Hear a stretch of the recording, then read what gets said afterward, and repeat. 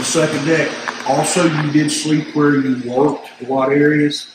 The bunks were assigned. The veteran, experienced seaman got to sleep up here. The rookie got to sleep down here. Reason, to get up there, guess how you had to do it? You climbed on hills. All right. Also, was this area air conditioned? No. These guys slept in their underwear.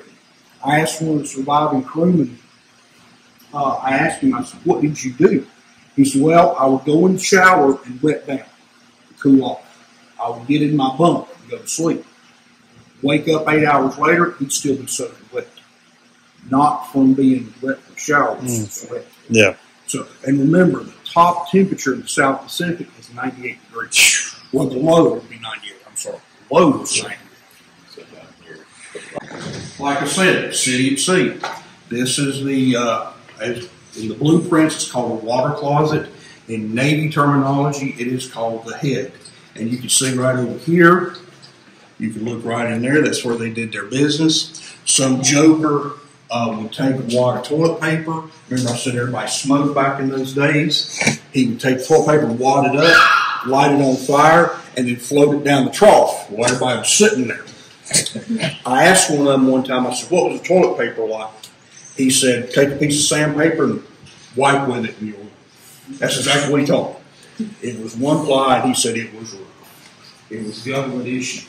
Here's the showers. They were encouraged to take showers, but you didn't take one every day. But if your division officer or the chief warrant officer may walk by you like that and smelled you, you're going to take a shower. They were encouraged to take showers, especially when they were going into battle. If they knew they were going into battle, everybody was go shower, because if you showered, that reduced the chance of infection. Mm-hmm. And literally what they did to take a shower was, it's not like, we go in there and take a nice Hollywood shower, 15 minutes, let it run all over you. You got in there, you wet it down, turn it off, soap up, rinse off, that's it. You're out. It's not a Hollywood shower. The reason being is fresh water. Because what are your engines running on? Water. So fresh water, so you can't put salt water in those boilers. We actually have on board, and we can't take people in there, we have a condenser system where they can really pump the water out of the ocean and massage it down to fresh water. Fresh water was important. Your number one, the engines.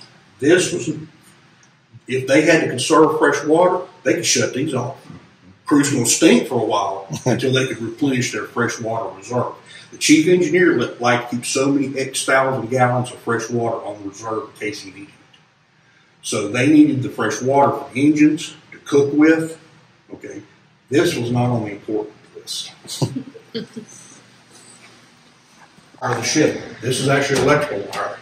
And what they could do is they could bypass damaged circuits. They could bypass and rewire any part of the ship they needed to. This was for emergencies. And I'll show you what they did. You notice the ends right here. All right, they're marked. All right, red, black, and green. I think that's what it was. It's hard to tell. And I'll show you what they did with it. If you notice right here, you've got a connector here and then on the other side of the bulkhead. They could actually plug those things in and, like I said, rewire the ship. Interesting.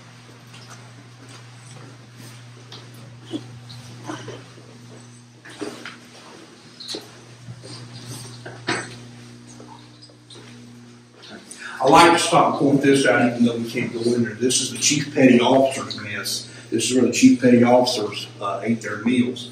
Today, this is the Curator's office in Ship's Archives. This is where Kim's office is. This is where we go hang out. If we need to do research, the tour guys can go in here and we can pull the ship's blueprints.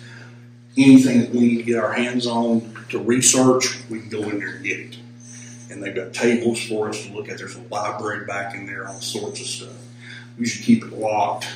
You have to have a tow board clearance to get past him. All right.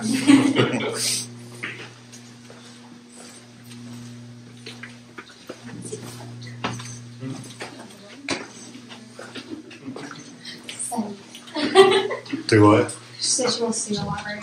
Oh, yeah.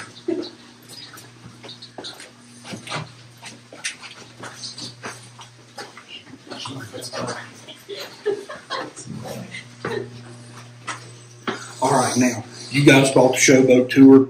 This is the one thing I love showing to people because we're going to see there's so much down here. We're going down to the third deck.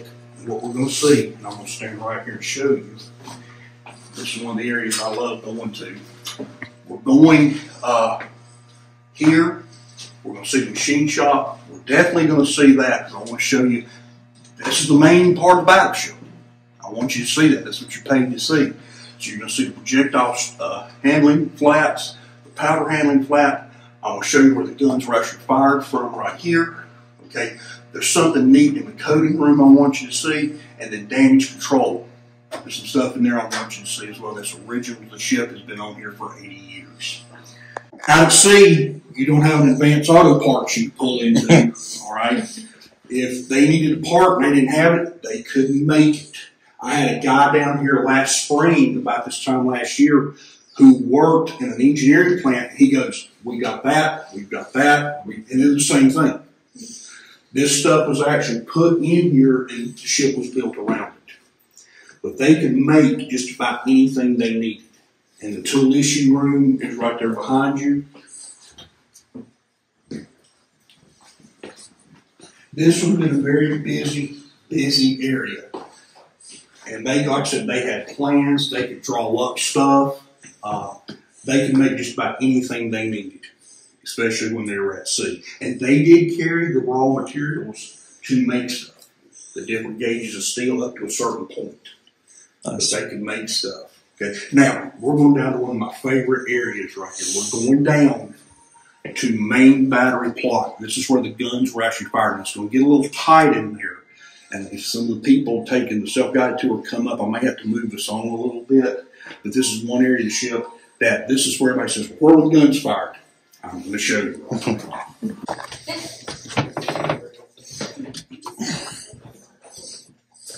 I'm going to stand about right here and just let y'all come on in. This is main battery plot. Okay. Wait, let them get in. Yeah. Yeah, that's cool. This is main battery plot. This is where the main 16-inch guns were fired from. And you can see right there the pistol grips. That's where they fired the 16-inchers from right there. The reason we've got this blocked off is all these are computers. They're analog computers. What they are designed to do is take the information from the gun directors on the superstructure. The data coming from those gun directors would come into here. These computers would perform the mathematical computations. Because remember, you're firing from a moving target at a moving target.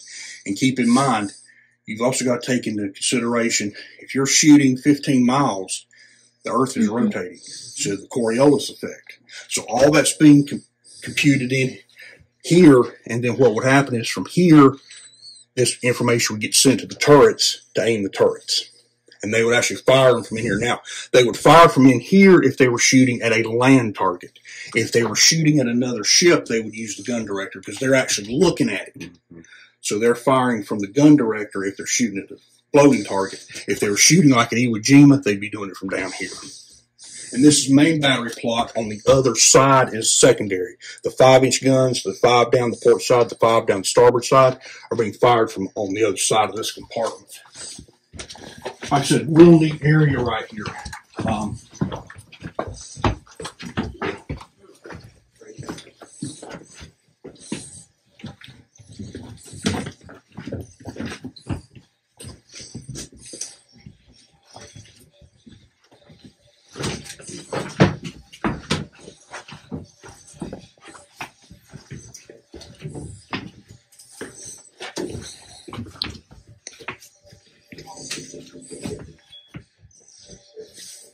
It's amazing that we had that technology back then. Mm-hmm. Okay, this is called the central station. They could actually steer the ship from here. We don't have a wheel down here anymore. We're not sure what happened to it, but they could actually steer the ship from here. Also, across from you right here is damage control, and I'll let you guys look in there. You will see the blueprints of the battleship. If you'll take a look in there, those are original. They've been in there. We also found when they were going through this compartment, they pulled out one of the desk drawers and the different colored pins so they could mark on the blueprints the type of damage, the red, the green, I think there were blue stick pins. They found them in one of the drawers, so they've been on the ship since World War II. That usually sometimes when the LHC's here, they'll have that compartment open. There's a couple of guys I know that interpret that area, and they're dressed in the typical blue chambray shirts and jeans that they would have been wearing, or dungarees back in World War II. They're actually dressed the part. I don't see how they stand it in there during the summer, but they do it. I've been leading tours from there at Harley, and them in there sweating buckets. I've been in there with them. But like I said, this would have been an area, like you can see right here, there's the ship's wheel. So they could have steered the ship from down here. And all they had to do is get the reports from up on the bridge, hey, steer such degrees, port, starboard, and they could have done it from down here. So if you could steer this ship from several different areas. So if the ship got hit and knocked out one, you could still steer from another area. All right, we're going to go back this way. This is what I want to show y'all. Watch the step down right here.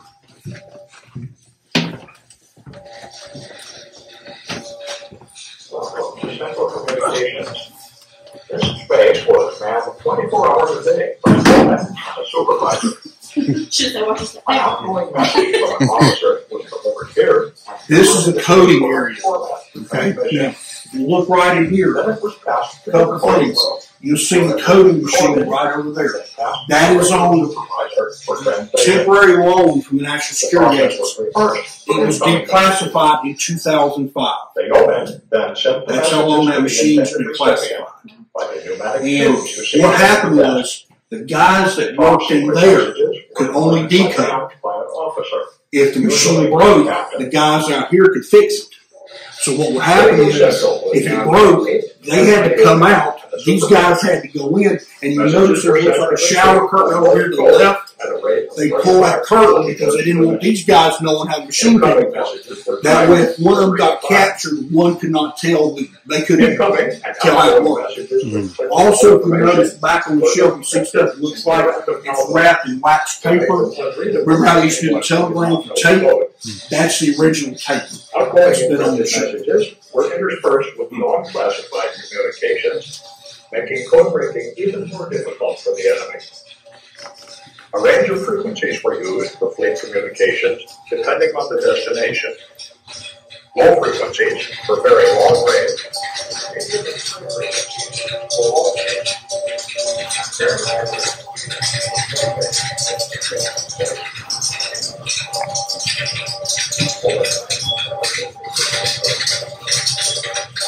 We just recently added sound effects down here. This is Radio Central. There are actually several of these radio rooms on this deck. This is one of several. But this is where these guys would have been receiving coding messages, receiving coding messages. A lot of these guys learned how to type on the fly. You might come on the ship and they say, okay, what are you trained to do? Well, I'm trained to weld. Okay, you're typing. Because they put you where they needed you. A lot of guys learned how to type real quick down here. And this has been a very busy area on the ship. But one of, like I said, several. In case one radio room got knocked out, you still got a backup. Everything in the Navy is redundant. If it's important, you've got to. Everybody's cross-trained, by the way. All right, we'll go back around that way. All right. Actually, this is one of the areas. Very battery plot. This is where the 5-inch guns were fired from. If you notice over here on this side of the compartment, you see all these switches. Remember, I told you on deck the fire control system was very versatile. They could intermix it. This is where it was done. You notice you had these same switches over there. They could actually down here tell, okay, this gun director's controlling these guns. This gun director's got these, and they would be throwing these switches. This area, actually, we discovered not too long ago, actually also has its own breathing apparatus. It had its own oxygen tanks in case of a biological or chemical attack. We did not know that until about a year ago when they found the tanks one time. One of the guys found the tanks. So there's still things being discovered that are aboard the ship. I want to point this out to you, and I want to stand right here so y'all can come up. Just notice the headsets right here. Those are sound-powered phones right there. All righty. What you had was 3 forms of communication. You did have a telephone system. You also had voice tubes. But let's say your power's knocked out. You got to talk to engineering. Sound-powered phones. No electrical. That way you can still communicate with the ship, and that's what those are right there. And there they wore them around. That mic would have been sitting right here. I've actually put one of those on. They're not comfortable. I like today's stuff.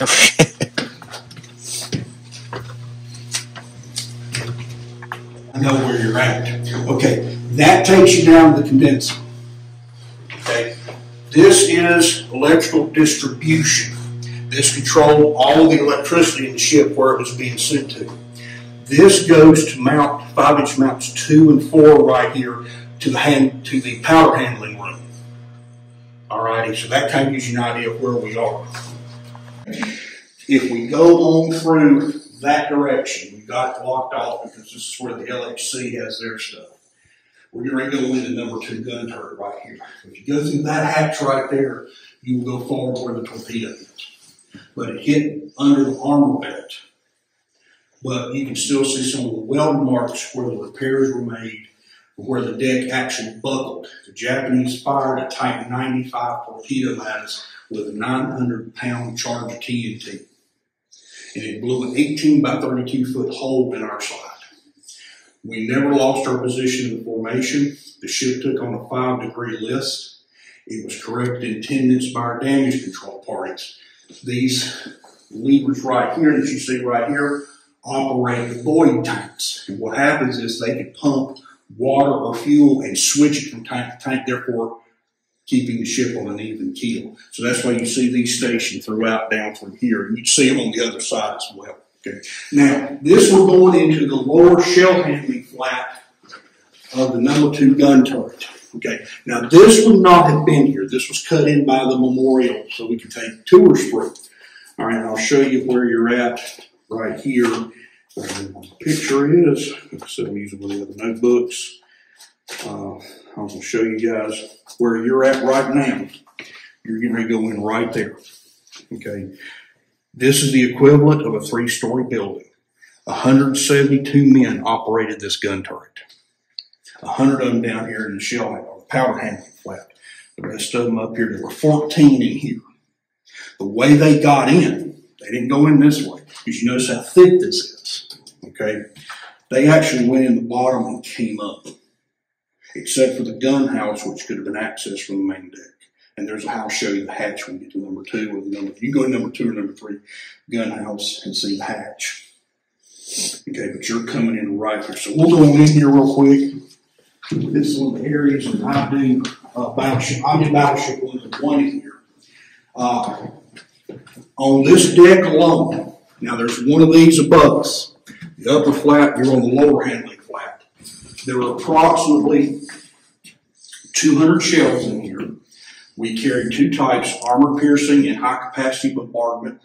High capacity bombardment shell weighed 1,900 pounds. Armor piercing weighed 2,700 pounds, the same size or same weight of a Volkswagen Beetle. Okay, how this worked in here, where you guys are standing right now, this is fixed the ship. Okay. Where I'm standing, this rotated independently of the turret. Well, I said that wrong. This rotated with the turret because here's the hoist. This is the hoist in the left gun. It goes from the port side. It's painted right there. This is the left gun. The center gun is right over there. The right gun's on the other side of us.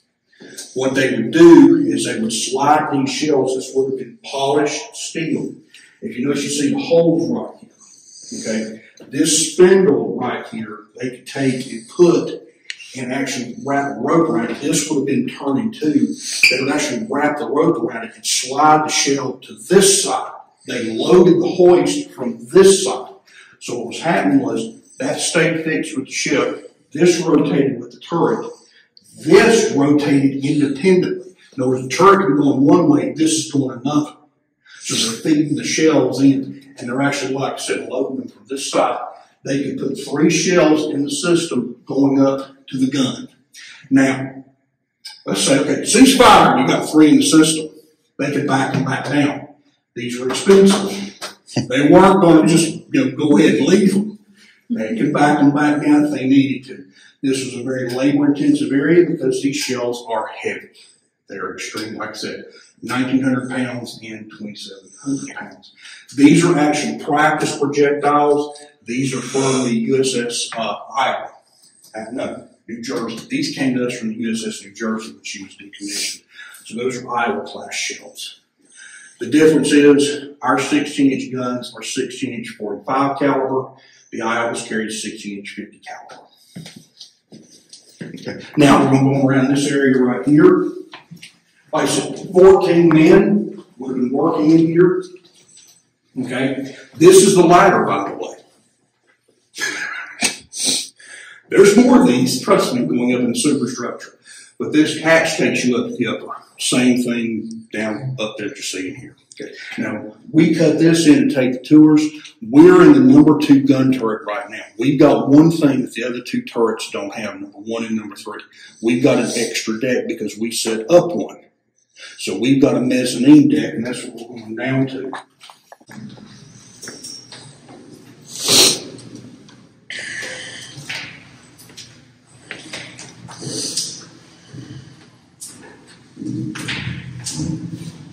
Okay. We stored 105 shells down on this deck. We stored extra shells. The blue, these are real, by the way. If it's painted in this color blue, that means it's had the explosives taken out and it's inert. That's the military way of doing things. Okay. There would have been 100 men going down to where we're walking down to now. This is an interesting affair.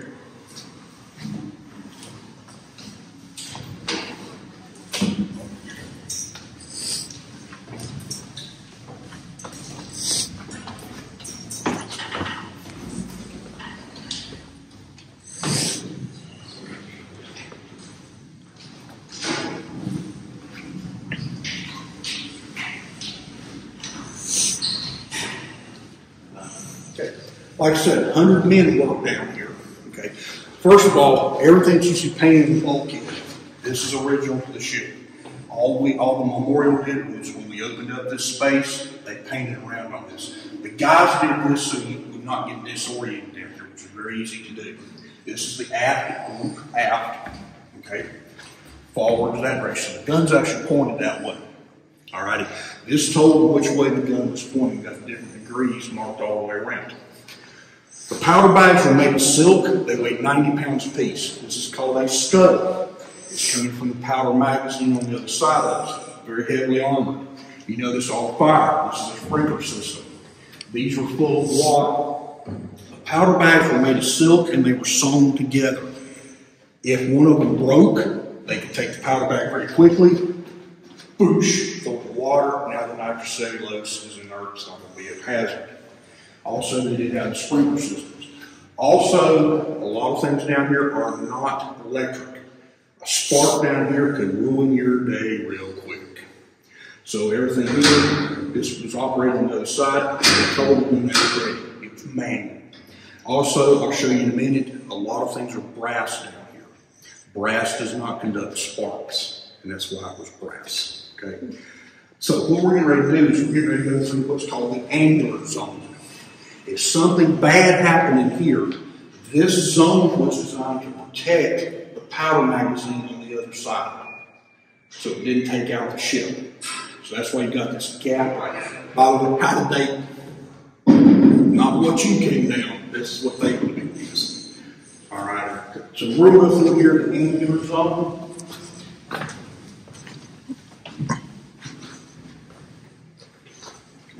I'm going to stand right here. Just kind of look to your left and right. You can see the sprinkler controls. The black boxes are the sprinkler control systems. You can see the powder passing scuttles right there on the other side. But this was designed in case something bad happened in there, this would not go up. And they would throw those sprinklers in a heartbeat. And they could literally flood this compartment if they needed to. All right, and in a minute, until we get to the torpedo story, I'm going to tell you what Captain Fork was forced to do in the #1 gun turret.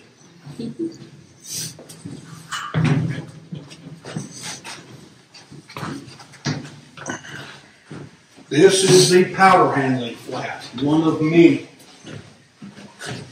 stand right here. Each one of these canisters held 3 bags of powder. If you notice, brass, once again, they really slide these bags down. This is what a powder bag looks like. This is a practice one. It's actually wood, but it weighs 90 pounds, so they can practice. You didn't practice with the real things. You notice there's a red dot on this end of it. You notice the red dot. All the powder bags had to be turned a certain way, and I'll show you why in a minute. There was an igniter pad here that actually caused the bag to burn a certain way. So the bags had to be turned. So you notice the red dot, red dot. Once the bag's in there, you throw the switch. He's ready to pass. Tells the guy on the side. This will not operate till the hatch is closed, by the way. Also, this area is air conditioned. If you look up above you, you'll see the air conditioning units. The powder would degrade in the heat. Now, if you're thinking a nice 72, comfortable, about 82. The powder would actually start to degrade after a time period. And what they would do is when they loaded powder in these holders right here, there would have been a test tube with a sample of the powder. If the powder started to turn colors, it started to turn green, there was one officer that had to check all the powder magazines on a daily basis. If these things started to turn colors, he's got to go to the gunnery officer and say, hey, sir, we've got to go replace our powder. Then the gunnery officer's got to go to the captain and make him mad and say, Captain, we've got to go back and get more powder. Well, you have no choice. Turn the ship around and go back to Pearl Harbor, get more powder, or the nearest supply ship that they could get to. Because they got to get, because the more the powder degrades, the more volatile it becomes. And that's what happened to the USS Iowa in 1986.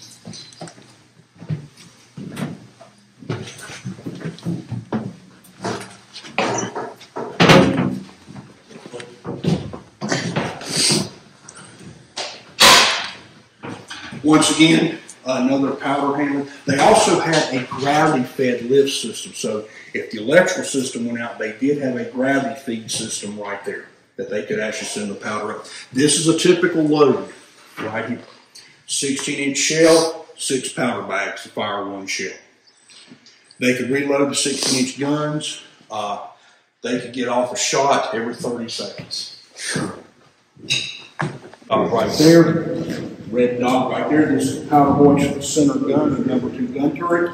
Notice the powder bags. Notice the brass. We'll come around this way. You'll actually see what's happening. Right here's your brass. 3 bags. They push them in the powder hoist car. Red dot, so they all had to be turned the same way.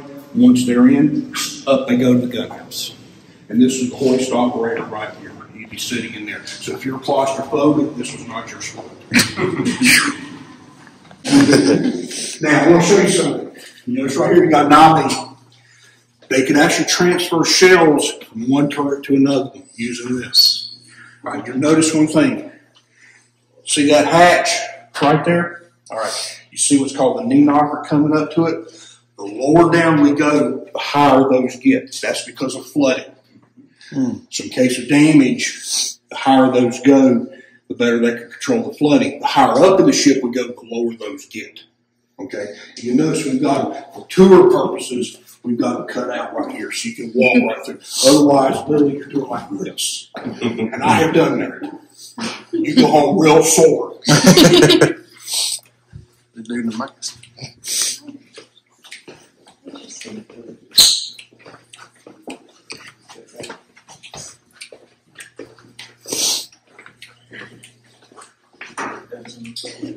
Now, you were asking about torpedo damage. We don't. This is where the guided tour and our tour we're actually going to turn and go up. But if you go through this hatch, it's like going through a time machine. You see everything here nicely painted. You go through there, nothing's been restored. Nothing's been painted. It looks just like it did. Some of the paint that was there is flaking off, but you can actually go through this hatch, the brig, storage rooms, officers' quarters, and where you can see where one of the guys actually made a lever to control a valve. It was his job, in case of damage, was to close this valve. Well, he made a lever to actually do it. You can see it up there. It's still there, by the way. And you can see where the torpedo, some of the torpedo repair damage is. But we keep this closed because of what's up there This is kind of also the storage area too. But we take special tours back there. If you ever get a chance to come back, we have a tour called a Hidden Battleship. We do it in the winter months. We don't do it in the summer because it's too hot. But we take Hidden Battleship tour right through there. Kind of a neat tour. Right here, this is the Marine Corps. We've got a panel trying to restore this area. Battleship 101, we actually have this open. You can go in there. The gunny shack's been restored. It's absolutely wonderful. This would actually been open to put this and keep people out. But the ship carried a Marine force. So if the ship had to act independently and we had to land Marines on shore, we couldn't. They also guarded the ship. That was part of their job. Was it $1 per day or per meal? $1 per day. This is the officer's pantry. Now, the guys that worked in here, this is a unique story. This is where the African-American stewards actually worked. They prepared the officer's food in here and went up that dumbwaiter right over there to the wardroom. Also, the captain's meal was prepared right here. Interesting story about the African-American sailors on board this ship. At the time, there was segregation, but on this ship, a group of them went to the executive officer and said, look, we came to fight. He said, you're right, you did. So he gave them a battle station. They got a 20-millimeter gun mount. And one of the last surviving African-American crewmen, I got to meet him last summer here. His book's down in the bookshop, Seagraves. He was 97 years old. And he has a Japanese kill to his credit. He shot down a Japanese bomber. And there's a picture of him. It's not down here, but I can show it to you. They restaged it after he did it, and you can see him leaning over the gun smiling. He's the one smiling in the picture. But when he's not standing in the gunner's position, he's standing over the gun smiling. One of his buddies jumped in the gunner's position before he got there. He said, that pissed me off. Well, that's exactly what he said.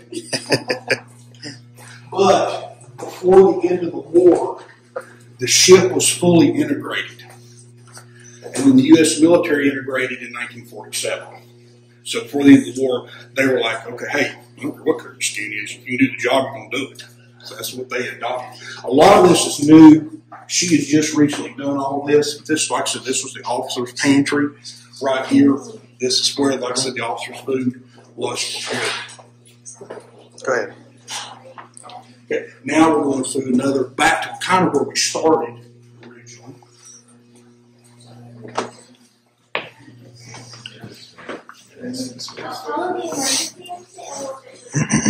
This is sick bay. Okay, I'm going to stand right here. That's the dentist office.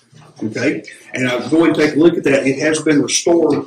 One of the members of the Friends Association, who's a dentist, restored that. He told me all he needs is compressed air and water. He could operate out of there. I had a family down here not too long ago, and I asked the little boy, I said, would you like to go to the dentist? He wouldn't go over there. He would not go over there. Yeah, go ahead. The destroyers and submarines did not. So if they had a crewman hurt on a destroyer that needed further medical attention or possibly surgery, they'd have to transfer him here to the battleship. So we had a full overall facility. Just like you'd have in a regular hospital, laboratory, which has been fully restored. By the way, when they prescribed medicine to you during the war, they just didn't hand you the bottle. If you were prescribed medicine, you had to come here to get it, because if they handed it to you, it could wind up on the black market. So if you were prescribed something, you had to come here to get it. As a matter of fact, this is where they did it from. This is the dispensary. Doctor's office. And we're coming up to the one thing I like to point out to people. This has been just recently restored. This is the OR. They could actually operate right here. We've cut these windows in. Interesting side note here. About a year ago, I was giving a tour to about 4 people. 2 of them, one of them was the chief nurse from Carolina's Medical Center, Maine in Charlotte, ER department. I had the chief doctor from Carolina's Medical Center, Maine down here. I pointed this room out and she goes, well, that's ready to go. She said, all you need is a new autoclave and EKG machine. She said, we can use that right now, the way it's set up. She was so impressed how this was set up. And I made a comment about the glass IV bottles, and she said, we still use glass. So she said, that's ready to go. They were just, and they actually they stood here about 10 minutes looking at all that. That's impressive.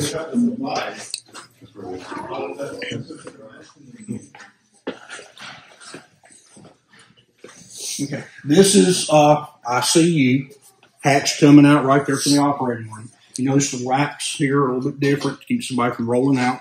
They had their own head over here, had their own water fountain. They also did have an isolation ward. If somebody had to be isolated, they could have done that. This also was air conditioned. There's your air conditioning unit right there because they did not want people coming right out of OR with open wounds sweating because that creates bacteria. So they had to keep this area cool. Okay, and we're going to go on around this way.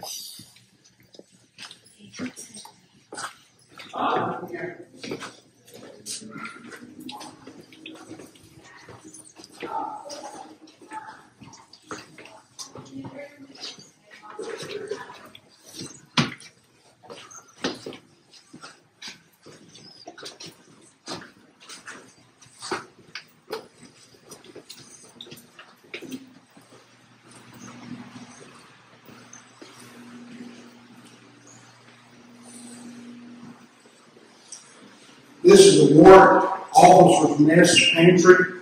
We know they did not use this area like they normally did, like it's intended. That's used as a conference room. You can see what the room would look like right there. Like I said, Rank has its privileges. They did have their own pantry right there where the food is prepared. But this wound up kind of being more of a conference room than anything else. We know they didn't use it in class. You walk through here and take a look. This is officers' country. This is where the officers lived, and you will see Wright did have its privileges, but if you're thinking roomy, but still, this was better than what the crew got.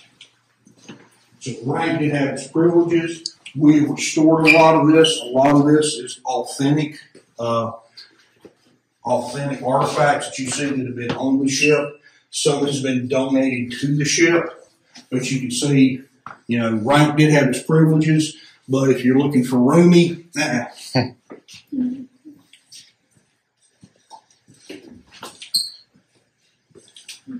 There were only 2 people on this ship that actually had roomy quarters. That would be if we had an admiral on board and the captain. But the captain's cabin on the O2 level is very spacious, but he slept up on the bridge. There's actually a captain's quarters on the bridge, which is very tiny. So the captain actually had 2 areas he could sleep. But when the ship was at sea, the captain was on the bridge 24/7. You didn't leave the bridge. If you were in the combat zone, the captain just was right there. So he has to stay right there where he can make a split decision.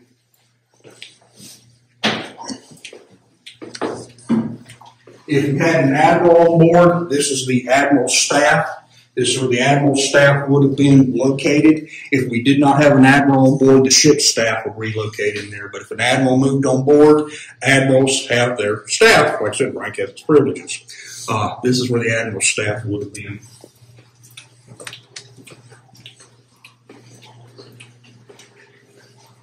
Once again, remember the armored box. That's the thickness of the deck you're standing on right now. That's the thickness of the deck. This is a neat area. We actually have this open during 101. You notice all the 3-ring binders in there. They have been on the ship since the war. Inside those binders are purchase orders for everything from bullets to shaving cream to toilet paper to toothpaste. And you can see how much it costs them to get it, too. And usually she has those, the Battleship on the one that open this, and Kathy has some of those laid out, and you can actually flip through and look at them. It's very interesting to look at. Here's where you got paid. This is the financial section. Remember, city and sea. You got your crew and you got to pay them. This is where the pay was issued from. So a very important group of guys right here. And we'll come around this way. This guy right here was probably one of the most important guys on the ship outside the captain and the navigator. This was the gunnery offices. This is where the gunnery officers office was. His job was to maintain every gun on the ship, from the 16-inch guns all the way down to 38 caliber revolvers. His job was to make sure that every gun could fire when the captain needed it to. He is the guy. All right. And you can see with all their equipment in here. Also, have you ever cleaned a gun? All right. 16-inch gun barrels have to be cleaned. There you go. That's what goes in that 16-inch gun barrel. And what they would do is when we go up there, those barrels could actually depress down 3 more feet. They could put them in loading positions. They could depress them down. They could do that so they could pull this through with ropes. There'd be a guy on one end of the breech and a guy on the muzzle end, and literally they would pull it through with ropes. And this fit in the rifling. Those barrels are rifled because those shells would spin as they came out, just like they throw a football. Right, and this one was designed to fit in those rifles and clean. So that's what they used to clean it right there. And once again, look at our wiring. Okay, finally, we're going to get out of the inside the ship. We're going to go back up here to the main deck and go out and get some fresh air. If anybody needs the bathroom, we've got bathrooms.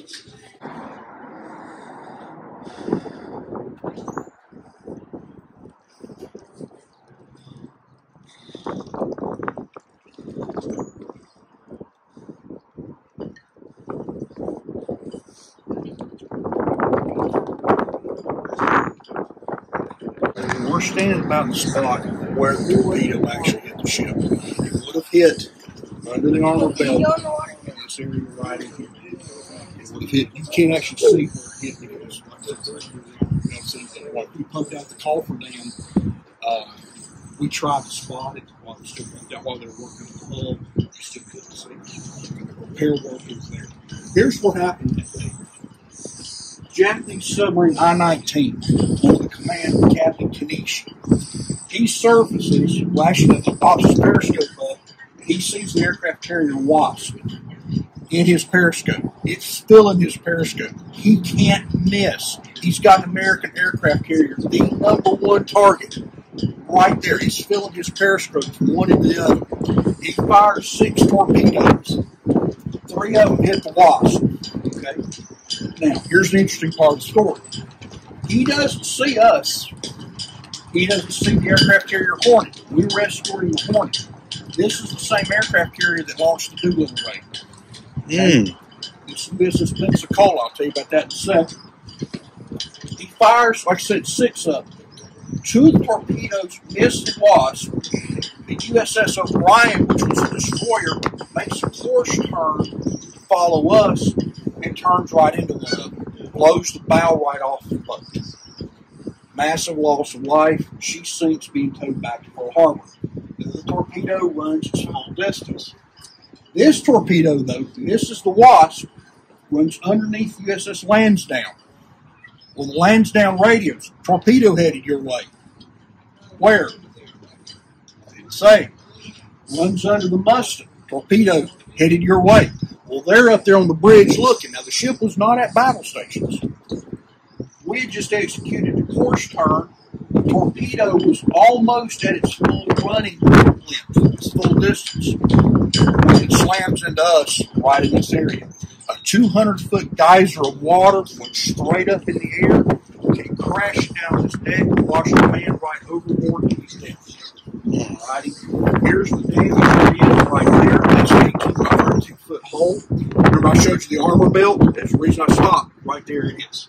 Remember I said the armor belt, it slants in. The reason it slants in is you want a shell hitting. You don't want to hit him like this. You want to hit him something like this. Do that. That's what you want. So that's why it slants the way it does. And this torpedo blister bulges out. That's what's under the water. It's what you can't see. When they pumped out the coffer dam doing the hull repairs, we could see the top half of it. But that's the damage it did. We were 21 days in Pearl Harbor to get our torpedo damage fixed. 21 days. That's fast. Incredibly fast. And we were back out at sea. But here's the interesting part of the story. The captain of the submarine now has pulled off the most incredible shot in submarine history. He's sunk an American aircraft carrier, but what he doesn't know is he's damaged an American battleship, us. He gets back to Japan, and he's a hero. Oh, he's the man. He gets a secret mission. You do something good, you get something more important. Well, he gets detached from I-19. He is given a secret mission to go to Germany. Guess what he was sent to go get? Plans on how to build a jet fighter, which the Germans were already up to, the ME-262. How to build a rocket, put a warhead on it, and the atomic bomb. That's what he was sent to go get. He gets there, and he gets it. He gets back, and he was told by the Japanese High Command, you are not to engage any American ships, you are not to make any radio contact, maintain radio silence until you get back here. Well, he gets to Germany, he gets the plans. He gets to Hong Kong, and guess what he does? He phones home. The U.S. Navy, we were decoding the Japanese naval transmissions faster than they were. We knew who he was, what he was doing, what his course was, and we set up a pack of submarines to intercept him, and that's how we kept Japan from getting bombed, rockets, and jet fighters. Now, something else interesting. For a long time, it was believed there had to be another submarine, because one submarine could not have done all this. Now, remember, he doesn't see this. He only sees this. He has no idea what he's done. All right? The official naval historian, Samuel Eliot Morrison, appointed by President Roosevelt to write the history of the Navy during the war, said there had to be another submarine. Well, after the North Carolina was brought here to Wilmington, there was a Wilmington businessman that came on board, and he said, wait a minute, I met some of the survivors of the I-19. See, the Japanese Navy operated just like we did. They transferred guys left and right. Part of the I-19 crew, the I-19 was also back in Santa Cruz Islands. Now, we fought with all hands. So, half of them had been transferred off and sent to other duties. Well, this businessman here in Wilmington had been in Japan. He met some of those crewmen. He said, wait a minute, I met survivors of the I-19. So they brought them here. Battleship North Carolina. This is survivors of I-19. That's it. And coincidentally, those are the torpedo men. They confirmed the type of torpedo. They also confirmed that they were the only submarine in the area. This gentleman that you see standing right here, Captain Dan Blake, he wrote the book, or what is our Bible, about the Battleship North Carolina. That's the two guns. We have to know that book backwards and forwards. He wrote it. He was not on the Battleship North Carolina at the time. He was on the Pensacola, so he saw all this. So he knew all about it. He writes the book later. Later, he was transferred to the Battleship North Carolina as an intelligence officer. So he is a former crewman. But later, when he retired, he wrote the book, Battleship North Carolina, which is available in the gift shop. And it's actually worth getting. It's about $20, but it's worth getting. And it's got everything in it that I'm telling you right now.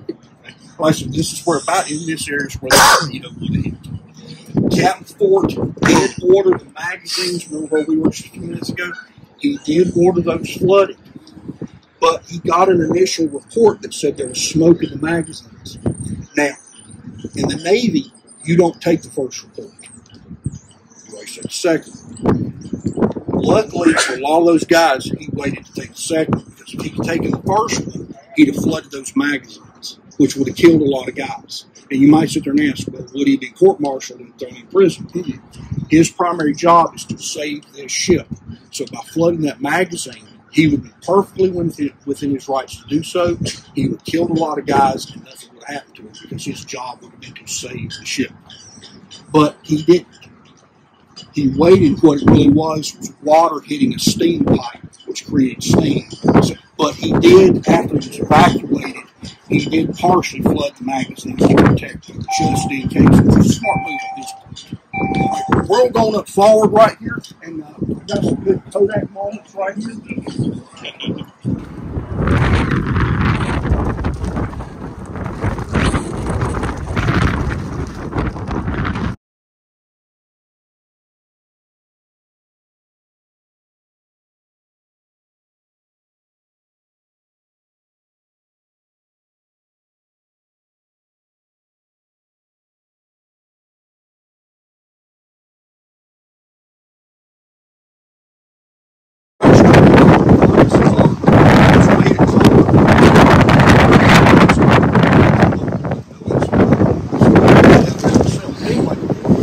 That restaurant was floating right there. Now here's the problem. You've got a 729-foot battleship that you've got to turn into this sloop in a river that's only 538 feet wide.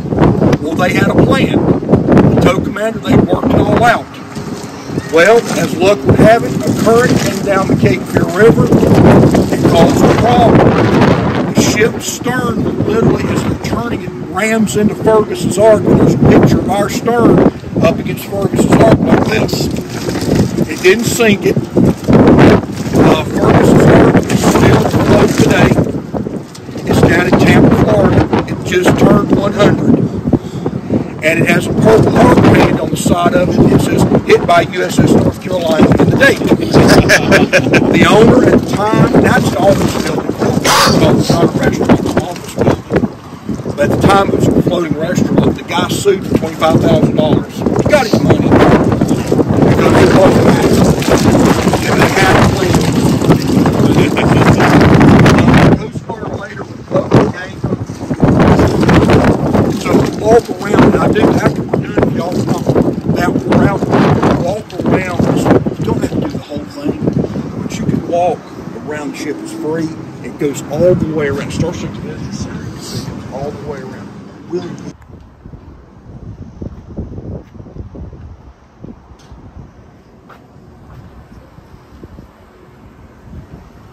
So the ship was in port. This is where he would have been. At sea, he's going to be up there in his sea cabin. The captain does not leave the bridge, especially in combat zone. Okay. We're going to go this way.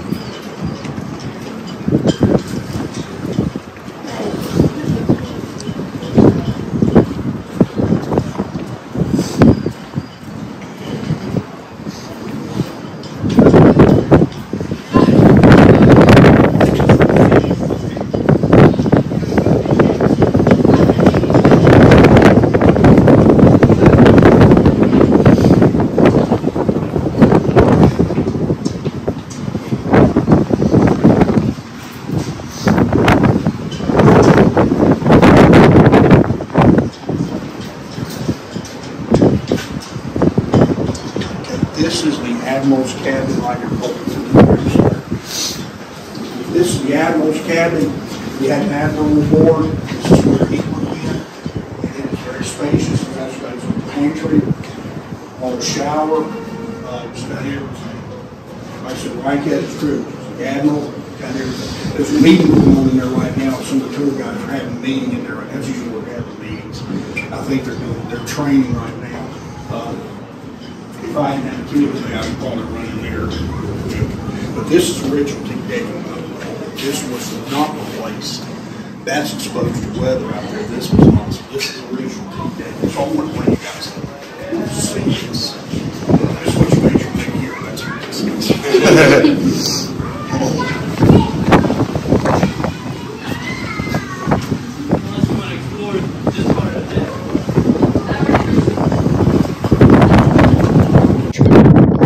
This is where the signal halyards up above us. This is how the ships actually they can actually see this. These flags. They all meant something different. They snap in here, by the way. Literally, the sailors would come out here, take it, all they do is snap it, haul it up. That's all they had to do. Their battle station was in here. So their battle station right here, they could tie the flags off right here, so they could actually bend them around this way and wrap them off. They had to change them, they run out here real quick to do it. Now, this is a Mark 51 gun director. I'll show you this.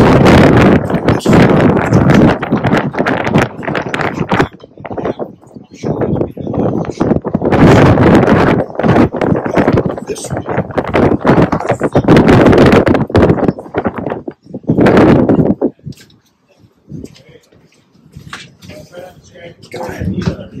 I hadn't been up here since we reopened all this. This is one of the areas that I'm getting ready to be trained on how to interpret, because I can do the 60-inch guns. The guy that's the expert for CIC is going to train me to do this in a couple of months. so I can do this on one day. But this is Combat Information Center, and I'm going to stand right here. This was not originally here. It was down in Main Battery Plot. They moved it up here because that way the admiral and the captain could get information quickly this way. The admiral could actually stick his head in here and find out what was going on. The battleships actually controlled it. The aircraft carriers would launch fighters, but the aircraft carriers could not control the fighters. The battleships were the fighter directors. So we had to know, okay, where are our fighters? Who's launching them? It was all from in here. All the radars are read from in here. They're also repeated down in Main Battery Plot, so in case this gets hit, we still can read our radars. Very interesting area. It was very crowded, too. You can look at the arrangement of where all the men were. Also, I've been told it was kind of informal in there. They were on a first-name basis in there, which is kind of unusual, but that's what I've been told. But you can see the layout of it right there. I'm just going to take a look in there real quick.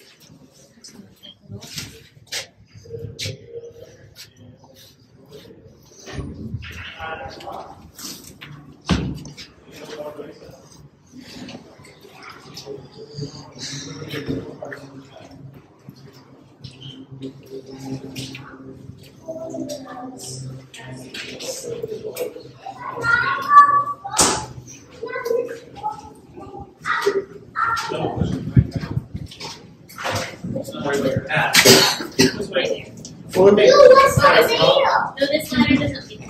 This way. Hey, you command the ship when you can't see.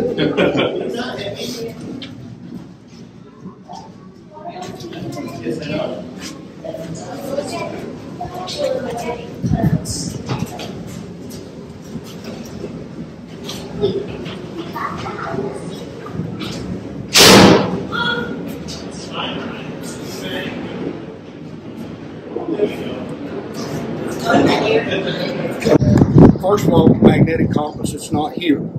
This was non-powered. That way they can always tell which direction they were pointed to. Okay. Remember I told you about the friendly fire incident with the fire control towers? Right there. Now, I don't know if the sun's at the right angle or not, but sometimes you can still see, if you look hard enough, it depends on what angle the sun's at, you can see the weld marks where the patch is. If you look real hard, you can actually see it look right just past that support cable, and you can see a straight weld mark that kind of looks out of place. That's part of the patch. That's where the shell hit. That's where we took a friendly fire, and on that same day, that's when Means was lost as well. So it's kind of a tragic day for Battleship North Carolina. We're going to go right over here. Oh, by the way, remember I told you, remember I showed you that cross down there? Right here. Center line of the ship. Right here. This is a good view. This is a good picture, too. I've always thought that we don't have our screens up there. Mark 17 and Mark 22 screens on those gun directors. I've been in that one. And I don't see how 8 guys got in there. I really don't. And it's not that ladder to go up. It's about that wide. So getting up there is not easy. All right. Now, going up the fire control tower, remember y'all were talking about the ladders? Okay, enjoy this. Because when you start going up the tower right here, each one of these starts getting doing like this. Literally. They could actually steer the ship from up there too. This second in command, the executive officer, his battle station was to go up there and con the ship. The captain fought the ship. The executive officer's job was to con the ship, steer it. And our executive officer was Judge Stryker, and he was evidently super good at what he did. And I'll tell you why here in just a second. Here is the captain's cabin right here. Well, this is the navigator's cabin. The most important guy on the ship other than the captain's the navigator. So look where his cabin is. Because you need him to tell you where you're going. So he's probably outside the captain, the executive officer, and the gunnery officer. He's one of the most important guys on the ship. And they were super smart too. Our navigator, he was a heck of a guy.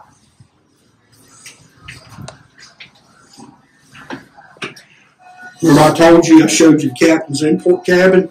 Here's the captain's sea cabin right here. And you can see, not very spacious, but this is where he would have been 90% of the time. Captains don't sleep, by the way. We have a former captain here that works, who's in charge of the tour guide program, Admiral Henderson, or Rear Admiral Henderson, and he was the captain of the USS John F. Kennedy. He said he got 30-minute naps. That's what he did, because he never left the bridge at sea. Because if something happens, you're responsible. If you're in here asleep and this ship hits something, you're responsible. The reason you're responsible is you left the guy who was supposed to be in charge. You put him there. So he's your responsibility. So if you're in charge, you're responsible no matter what. I'm sorry. Chart house too. This is where all the maps were kept for the navigator. This is kind of where the navigator would have been. And we've still got some of the original charts in there too. On Battleship 101 days, we actually had guys in there. We let you go in there and they put the charts out. Some of them. There's more up here. No, it's not. There's not much going to be up here. But this one, All right, this is the bridge. Okay. First of all, if you'll notice, there's not any armor. No armor. You're exposed up here. The captain never left here. I told you, I showed you his battle station. He couldn't see down there. So in combat, you're exposed. This is not going to protect you from anything. So they were exposed back here. The captain would have been here. The navigator would have been over there. You'd have a helmsman right there. The officer on the deck would have been over there. You'd have a log. Another officer keeps log books right there. Another enlisted man over there in charge of communications. And you have there. This is all indicators from the captain. That is telling him wind speed and course direction. That's all it's doing. Okay.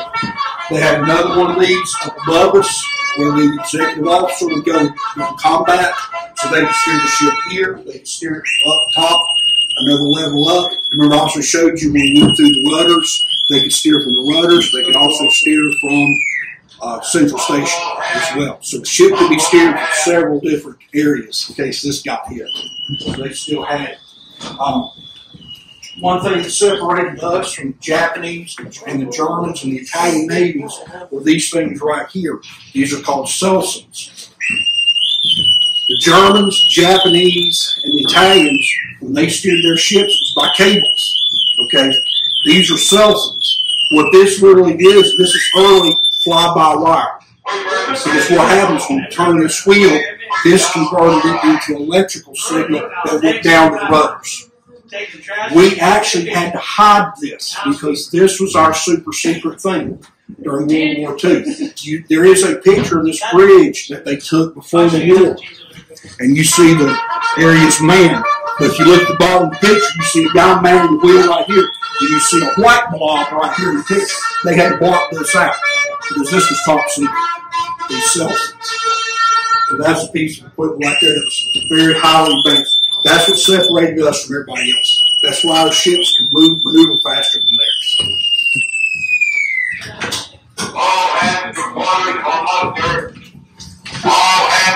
They could communicate.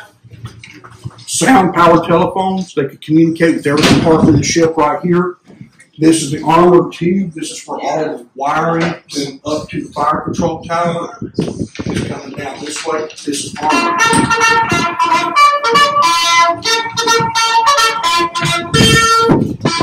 That's what you saw over there. You have these ones.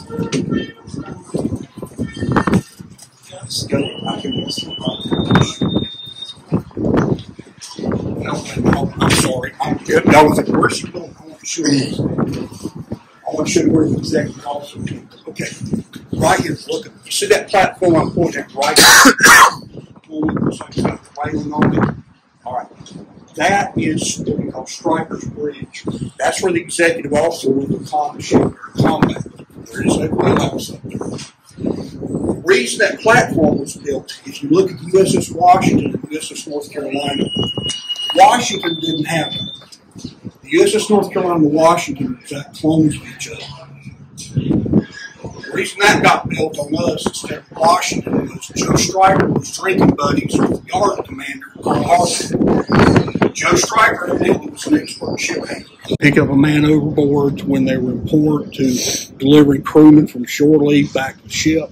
But this is a replica. This was actually rebuilt from the plans, the official U.S. Navy plans, right here. 40 millimeter ammunition. And they were dropping it in up there. You can see the loaders. They're really dropping that stuff in. These guys with hands up like this is all over. And the cartridge is running up the magazines right here. So really what they're doing is this. They're passing these guys are putting the clips, and their guys in here passing it up to there. And he's got control of it. As long as he's got the trigger pulled right here, he would have the trigger. As long as he's got this pull, that gun's going to be fired as long as it's loaded. Like I said, now they could take over the targets, just something happens. They could fire manually. They could aim them manually if they needed to. Most of the time, these guys are along for the ride. They're just loading because he's doing all the work. One of the guys told me that.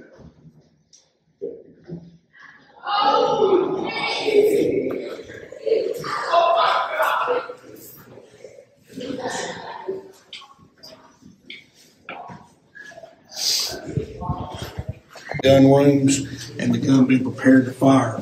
What you're seeing here is the top floor of what, like I said, is the equivalent of a 3-story building. There were 172 men total in the turret from top to bottom. There were 22 in this area alone. Wow. With the gunnery officer. The turret was fired from either main battery plot or the fire control tower, which is what I showed you on the tour. Mm-hmm. They could be fired from in here in a pinch from what's called manual control. Number 2 gun turret is special because number 2 actually has the backup firing control. Number 2 can actually take over controlling number 1 and number 3. Gotcha. Quick little peek in here. 6 inches along the plate. There's 8 inches on top, 7 inches on either side, and 11 inches back here. So when that gun went off, they'd be in there. They would go. There's a vibration. All the energy's going that way. So they would feel it, but they didn't hear it. Now, you would not want to be standing out here with that gun went off. Blast pressure would just literally crush you into nothing. Now, there were areas you couldn't be at when the gun went off. 40 millimeters, and they're half into the ship, you'd be okay. Up on the bow, same thing. Guns went off. This area right here, you wouldn't last it. In some areas, you could actually get, as the shell left the barrel, you could get sucked off the deck. That's how powerful these guns are. Wow. And as I was telling you, this is the only armor-piercing round we've got. What this is designed to do, this is for aerodynamic purposes. Also notice the green band. Our dye color was green. That way you could tell which ship was shooting which target because each ship had a different color. Ours was green. What happened was, when this hit, the green dye would come out of these holes. This literally would crush. What you have here is a blunt, rounded end. What happened inside the shell is you had an acid ampule that broke when the shell was fired. That's the time. That would also, when the shell hit the target, another acid ampule burst open and go through the fuse. That gave this time to get through the armor and get inside the enemy ship. Once inside, that would get through the acid fuse and boom, off it goes. So, like I said, we can't move this and to get a crane to do it. We can't move it. It's very heavy. We have guys go around and redone all this. And just about every show we've done. Folks, that concludes the tour.